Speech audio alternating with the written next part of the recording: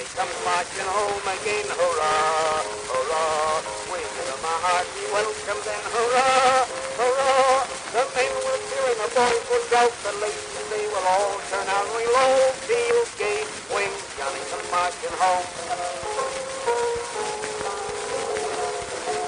The old church bell will peal with joy, hurrah, hurrah. To welcome home our darling boy, hurrah, hurrah. The village lads and lasses, they with roses, they will strew the way, and we'll all feel gay when Johnny comes marching home. Good evening, I'm Tim Barnum. You're watching This Week in America Today. In our top story tonight, I'm still wearing the same clothes I wore out last night, and I'm extremely hungover. Still don't expect me to give it my all. On the campaign trail, the Republicans are doing battle in the dirty South.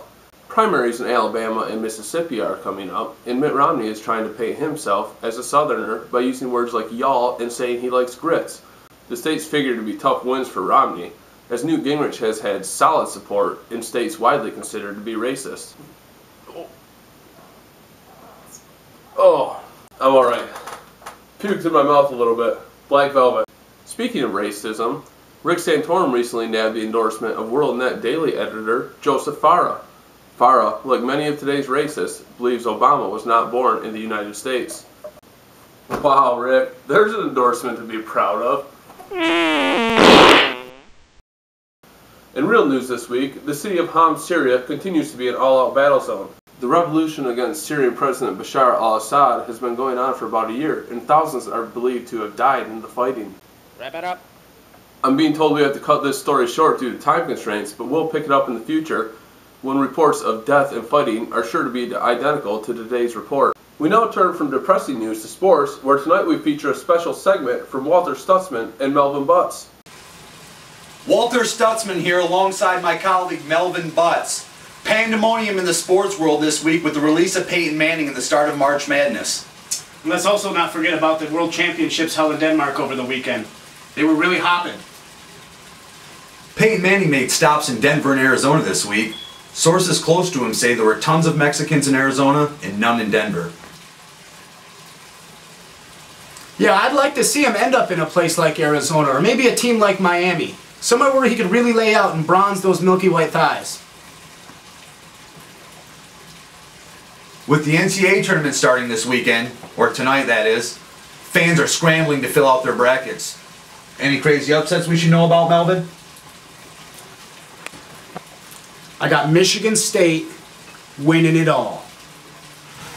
In other news, apparently the Danish rabbit jumping competitions, championships were held this weekend. I don't understand what is going on. I got this one, Walter. Competitors participate in 4 events, including the Elite Straight, the Elite Crooked, the High Jump, and the Long Jump, with perennial favorite Björgen Fjorgen taking home the gold. He sprang to an impressive 39.2-inch world record in the High Jump and posted the fastest time in the Elite Crooked in over 20 years. Incredible. In a related story, German competitor Fritzl Braunschweiger faces a 2-year ban after violating the league's strict doping policy.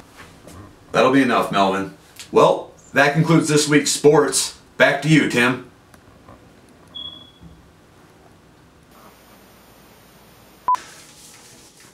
How did you know so much about those Danish rabbits? They're cool. Wake up, Tim. We're back. Oh. Thanks.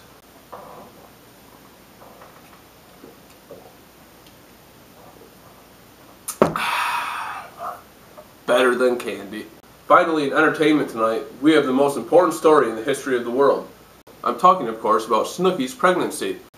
Snooki, I'm not going to do what every other comedian's doing and make jokes. I'm actually really happy for you.